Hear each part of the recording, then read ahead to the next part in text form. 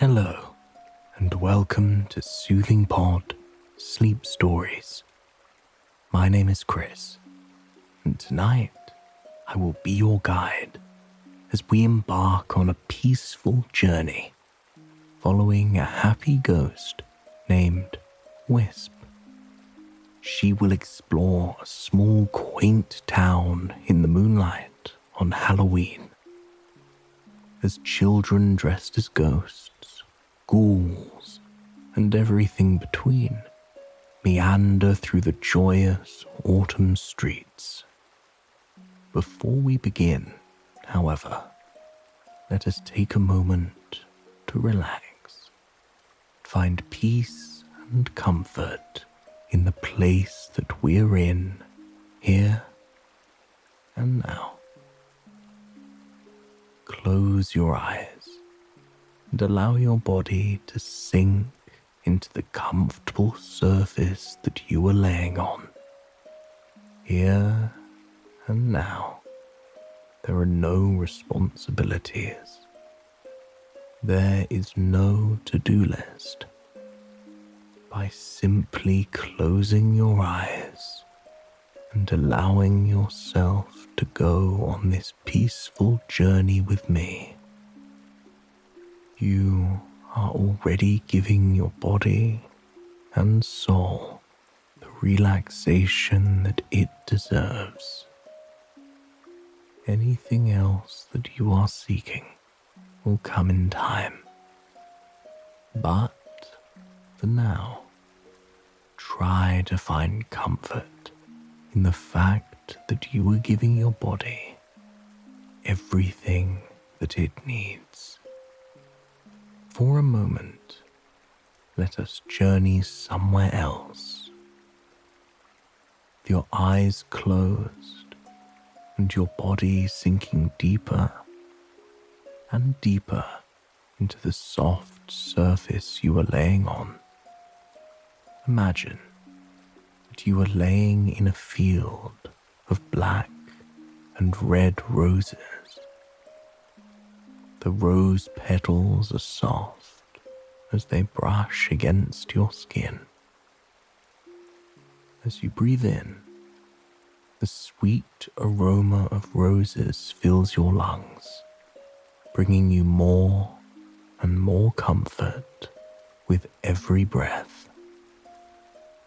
The flowers dance gently in the breeze all around you, swaying from side to side, side to side, side to side, brushing over your arms, your legs, and the edges of your face.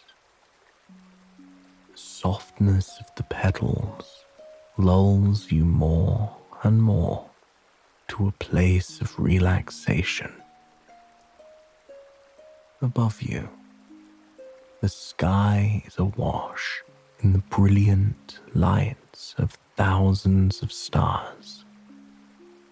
It's a perfectly clear night, and the full moon gives color to the meadow of roses around you.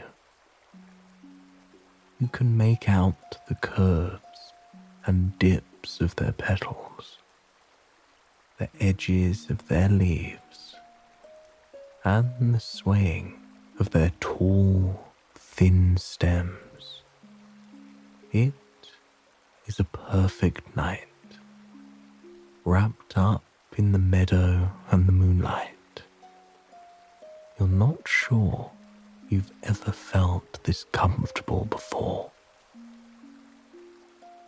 Between you and the stars, something amazing begins to happen.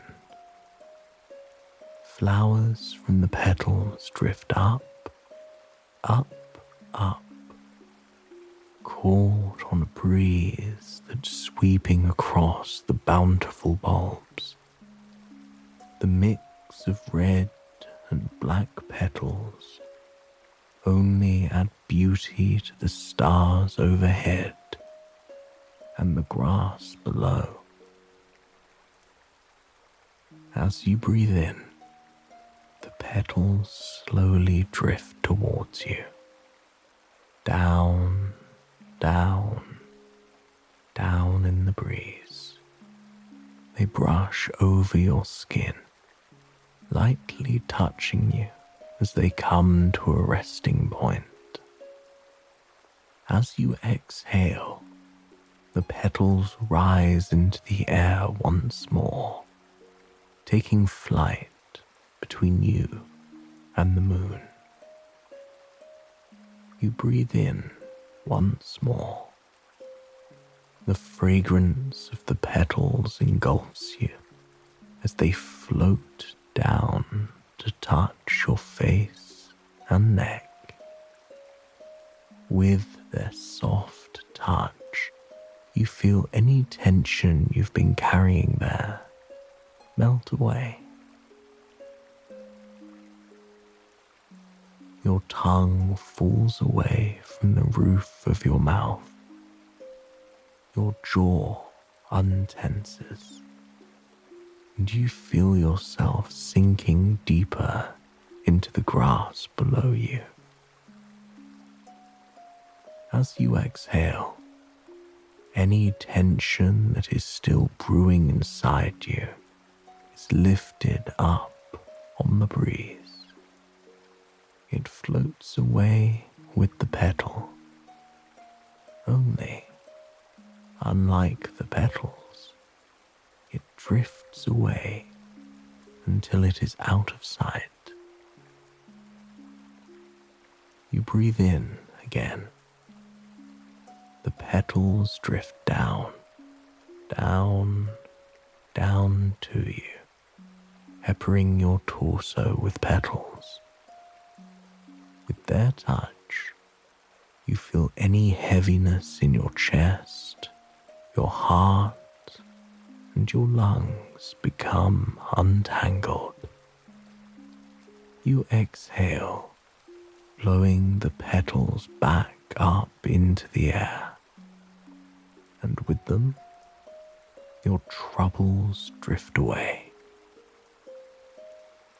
Once more, you breathe in, smelling the fresh, invigorating aroma of the roses. The petals grace your arms and legs. As they do, their soft touch allows your arms and legs to sink more deeply into the soft surface you were laying on. Your hands unfurl, laying flat beside you, and your legs release any pressure, pain, or tension that's been welling inside them. You exhale, and with this, the petals drift up on the breeze. You watch in your peaceful daze as the petals are carried off by the breeze. They disappear over the edge of the field, painting the black and gold sky in brilliant streaks of color. Now that we have taken the time to relax and find peace and comfort in the place that we are in here and now, let us begin our story. When Wisp awakened, she already knew what day it was. There was a certain magic in the air every Halloween. It was as if the world around her was sparkling, alive in a way that it never was before. Wisp hurried over to her window, tossing aside her cottony blankets made of threaded clouds. As much as she loved her warm bed, she knew what awaited her tonight would be even more miraculous. There she hovered, floating above her 4-pane window at the tippy top of the old house that she had always lived in. Long ago, when she was mortal, this had been where she spent all her blissful days. Now, it was still a comfort to her, though she liked to journey wherever she could. She lightly opened the window, being careful to time it with the wind, so it looked like a passing autumn gust had gently pushed it open. That is when the air truly invigorated her. The crispness of the air in autumn invigorated her in a way that nothing else did. In the breeze, she could smell the splendor of autumn. Far in the distance, the McGill's farm was still running, just as it had been all of her mortal life.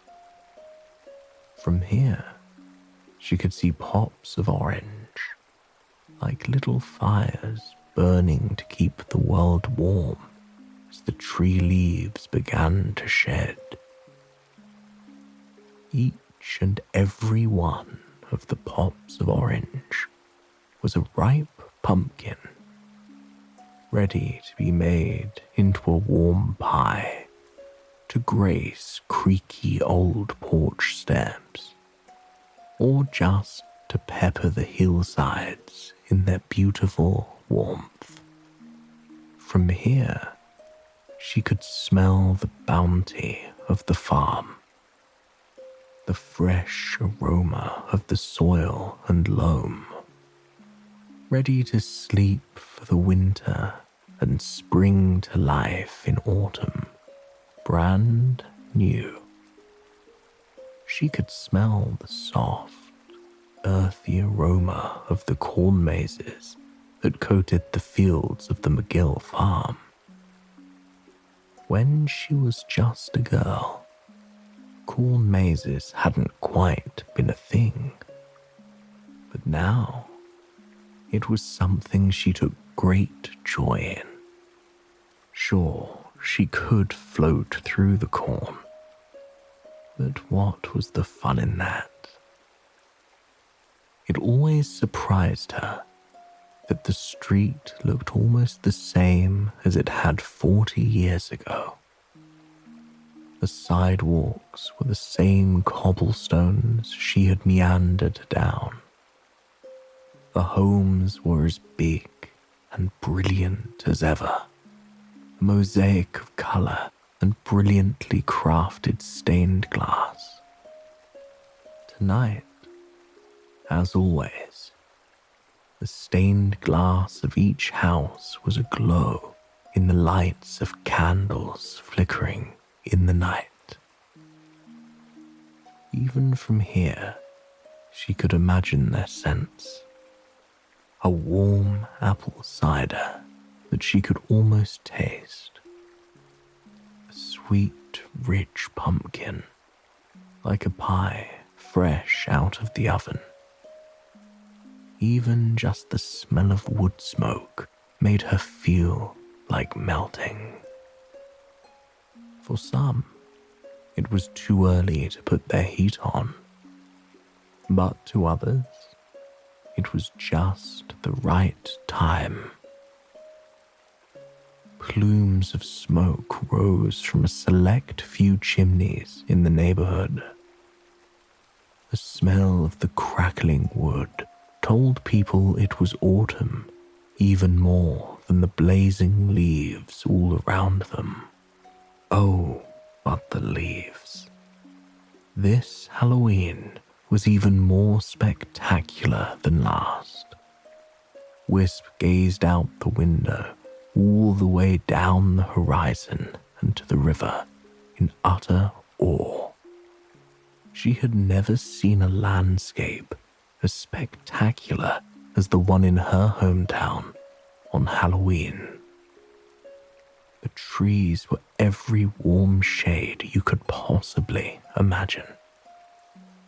A swirling masterpiece of gold, amber, pumpkin, and scarlet, popping against the evergreen cedars that did not mind what season fell upon them. It seemed that every day the lush forests were morphing into a new colour. It was something that Wisp loved more than she could put into words. The sun was still alight in the sky, but just barely. There were streaks of gold, pink, purple, and orange that stretched from the horizon to the house, making the sky look as though it was hung in a museum. Wisp liked nighttime more than any other time of the day. Not just because she was a ghost, but because she loved the serenity of the nighttime, the silence and peace of nighttime, the quaintness and stillness a small town has once the sun dips down and everyone is warm and safe in their homes. Wisp wasn't sure she wanted to wait much longer to explore the town. She turned to her little table in the attic, right next to the window. There, she had gathered her favorite little treats. There were pumpkin chocolate chip cookies, made out of ingredients she borrowed from the kitchen downstairs. The new homeowners didn't mind Wisp. In fact, they seemed to find great comfort in Wisp.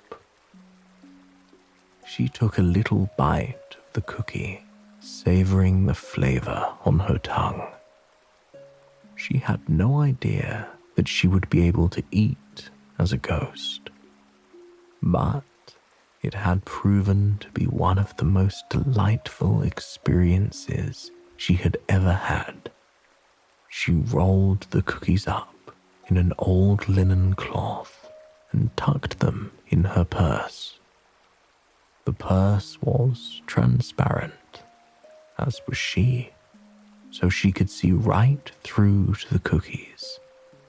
But she didn't mind. It was nice that nothing ever got lost in her purse in the first place. With her cookies in her purse, Wisp glided out of the window and into the night air.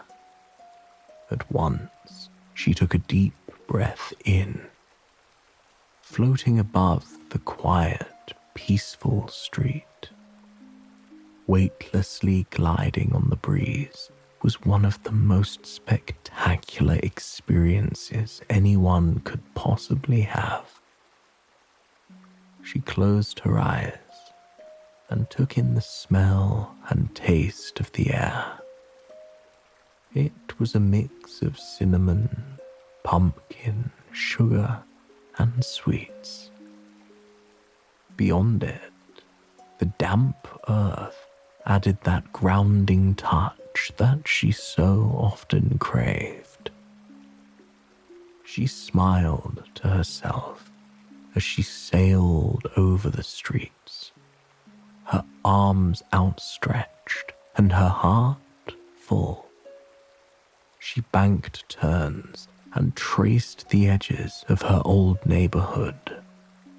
The cobblestone sidewalks were awash with fallen leaves, and gradually they began to fill up with something else entirely. In fact, the streets, the porches, everything began to fill up. Children in costumes raced through the streets toting sweet little baskets and smiles on their faces.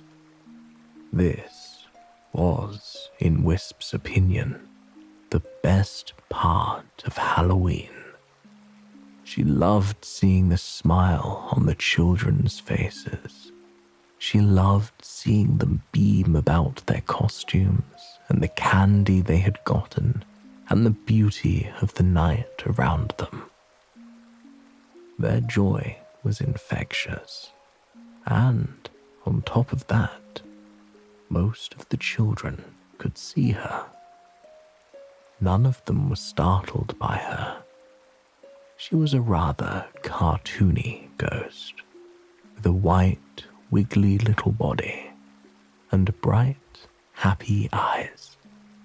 When she could tell a child could see her, her response was often to give them a little wave and carry on with her journey. It was nice knowing that she was giving them a story to tell. Wisp drifted down to a group of kids that were approaching the old doctor's house on the corner. Wisp had been there many times. Times she and her brother fell in the pond during winter. The time she got an earache. Even when she had a splinter on the end of her finger. There were so many memories in the beautiful little building. Seeing children and a family still get joy out of it filled her with warmth.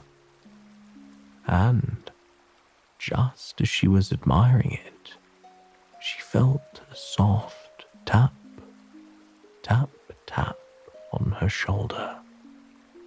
She turned to see her sister Willow floating beside her. Willow did a loop-the-loop in the air, her arm outstretched like a circus performer. Ta-da, she chimed, her voice as bright and cheerful as it had been all of her life. Wisp followed suit and did a loop of her own, ending with a flare that made her beloved sister laugh. Willow took Wisp by the arm. "Don't you just love Halloween?" she chimed. Wisp laughed. "I didn't think it was possible to love it more than me, but you might be close." Willow suggested they see what candy was being passed out at the doctor's house. Naturally, Wisp agreed, and the two drifted down to the porch. The weightlessness of flying is a thing that sets your soul free. The two found themselves smiling any time they were flying. It was a whole new way to experience the place that they had lived all their lives, and they loved it more than they could put into words. They watched the new homeowner, a kindly woman named Glenda, hand out full-size chocolate bars to the kids passing through. Each of them bounded off happier than the last, grinning ear to ear and gabbing on about what kind of candy they got. Before Glenda closed the door, Wisp and Willow coyly reached into the basket, taking a full-size chocolate bar each. They floated a bit further down the street before they sneakily slid it into two different kids' pails, giving them a treat that they would be thrilled to discover later. Wisp always thought it was funny that ghosts got a bad rep. In reality, all they wanted to do was help. Sure, causing mischief every once in a while was fun. But helping is what really made everything feel fulfilling. The sisters took their time floating through town. Below, there were all kinds of brilliant sights to see. A group of young girls, probably around the age of 10, dressed as witches. They gleefully unwrapped their candy and traded, swapping stories, spells, and candy with one another under the peaceful old oak tree in the center of town. Just down the street, a brother and sister chased one another, giggling as they played tag. The young girl was dressed as a vampire, while the boy dressed as a cowboy. Behind them, their parents laughed and leaned into each other. Their costumes were fluffy sweaters. For him, a skeleton, and for her, a mummy. They cupped hot cocoa between their mittened hands, nursing sips of the steaming drink in the night air.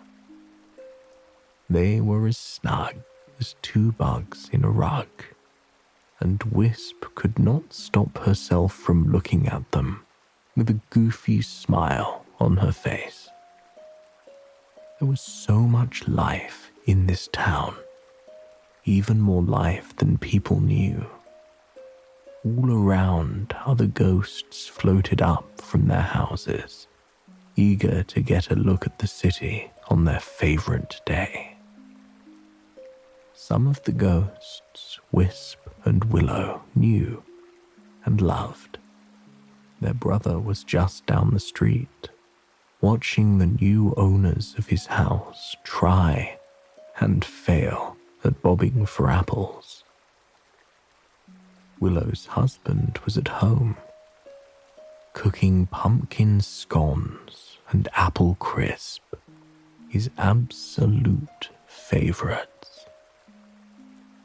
As for Wisp's husband, he was surely at the Historical Society, watching the Halloween play the town put on every year. There was something for everyone, and that was one thing that Wisp dearly loved about the quaint town of Foggy Hollow. The two sisters began their journey further down the street. But now, it was time to have some fun. They outstretched their arms and took to the skies, darting around trees and gliding over streets with ease. It was mesmerizing, gliding through the blazing autumn trees without feeling a thing. Instead, they got to breathe in the aroma of the leaves, the comforting smell of the wet bark, the cinnamon smell of certain boughs. To the mortals, it would look like a gust of wind was rustling to the tree.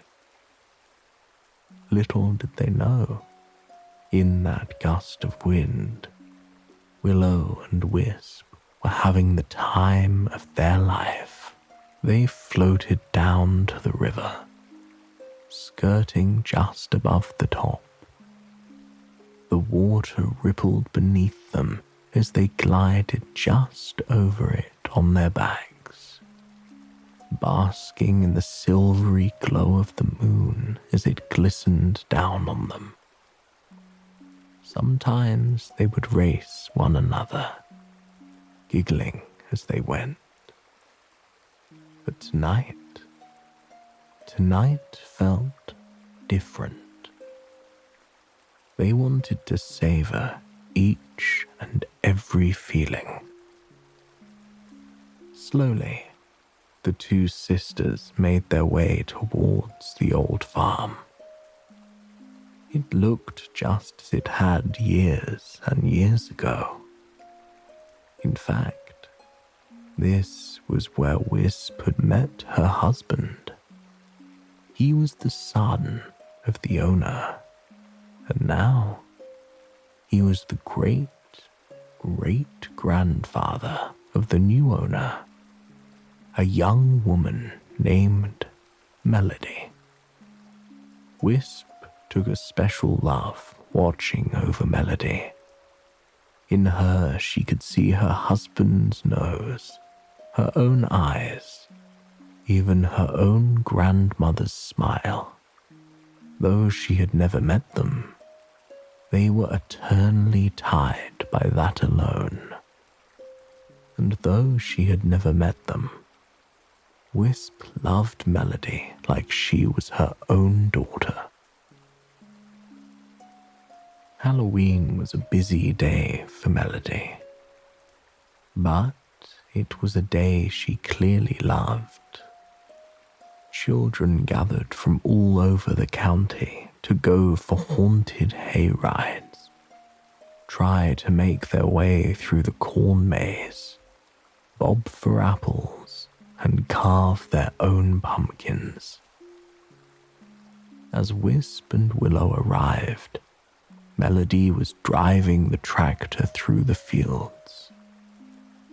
In the hay trailer, a gaggle of kids giggled and laughed as the tractor swayed side to side. There was a child dressed as a skeleton, one as a witch, many cats, and many dragons. Some costumes were homemade, which made Wisp smile. In fact, Melody's costume was homemade. She wore a carefully crotcheted white dress, turning herself into a ghost. When Wisp realized, she laughed and nudged Willow, who giggled, saying that it seemed Wisp's great-great-granddaughter took after her.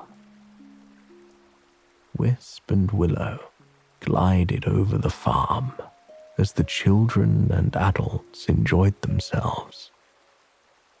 Over bobbing for apples, the crowd cheered whenever someone managed to pop up from the cool water with a big, fresh, juicy apple.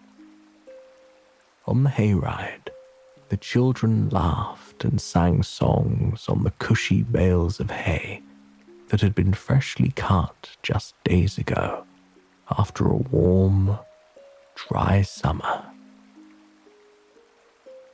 Wisp never felt excluded from the activities. In fact, she felt more immersed in them than she ever had when she was mortal. Floating here allowed her to truly watch people, to take them in and read the joy on their faces without having to worry about herself. It was like watching a beautiful movie of humanity, one that always brought a smile to her face. Willow took Wisp by the hand and guided her into the corn maze. They floated close to the ground, gliding just above the dirt and rocks, so the stalks towered over them. In the light of the moon, the corn stalks looked like starbs of silver sprouting from the earth. They made their way through the maze, laughing at every wrong turn before retracing their steps. Around them, the mortals were struggling just as much. They turned the maps every which way, scratching their heads and playfully accusing one another of getting them lost. It was a delight seeing children of all ages trying their hand at the maze. Finally, Wisp and Willow made their way out. They cheered and hugged one another, congratulating each other on another year well done. Near where they emerged, children and adults alike worked on carving their own pumpkins. The smell of fresh, ripe pumpkin filled the air, mixed with the vanilla and cinnamon aroma of the candles flickering in the jack-o'-lanterns. Wisp had done the same thing every year for her pumpkin, a cat. Her sister, on the other hand, always had a dog. It was no wonder that the childhood dog was now a ghost that slept on the foot of her sister's bed, and that Wisp's beloved cat was curled up on her own bed in the attic. Wisp and Willow glided by the jack-o'-lanterns, being as careful as they could not to cast any candles out. When they did, they knew parents would laugh and playfully suggest to their kids that a ghost did it. In return, the kids almost always chirped back, "No, it was the wind." By the time the girls were finished with the farm, dusk had begun its descent into dawn. Wisp watched as Melody put the tractor away and moseyed over to the front porch, where she settled into a rocking chair with her partner. They rocked back and forth, hot cocoa in hand and smiles on their faces. Wisp smiled too. She knew Melody was going to be just fine, tired from their adventurous outing. The girls began their journey back to their neighborhood. By then, most of the kids had journeyed off to sleep, surrounded by buckets of candy and dreams about magic and wonder. Wisp gave her sister a hug before she floated over to her own house, which was right across the street. "Same time tomorrow?" Wisp asked. Willow gave her sister a wink, chiming, "Always." With that, her sister floated into her own attic. Wisp could hear the thump, thump, thump of Willow's dog's happy tail bumping against the wall and the bed. When Wisp floated into her own room, she found her cat floating next to the fireplace, fast asleep in a tiny little ball. Her little ears twitched and she glided over to Wisp, stretching as she made her way over. She purred and rubbed against her owner, curling into her arms like she always had. Willow curled up on her couch by the fire, wrapped herself in the blanket made of threaded clouds, and watched the fire crackle. She felt not just the warmth of the fire radiating through her, but the warmth of the day as well. The happy children, her descendants enjoying the night, the smell of the fresh air. It was all so marvelous. She was so wrapped up in her daydream that she didn't even notice her husband floating in behind her. He kissed her softly on the cheek and snuggled up beside her on the couch. They watched the fire dance and crackle as they talked about their day with each other. Her husband was thrilled about the play.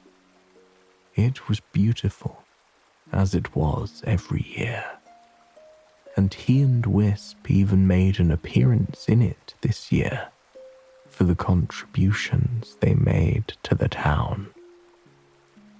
Wisp rested her head on her husband's shoulder. They were both grateful and fulfilled, thankful that they could experience life in such a fresh, beautiful way. They sat by the fire, stroking their cat and munching on pumpkin chocolate chip cookies into the wee hours of dawn. They always tried to make the most of each day, something they often teased each other about.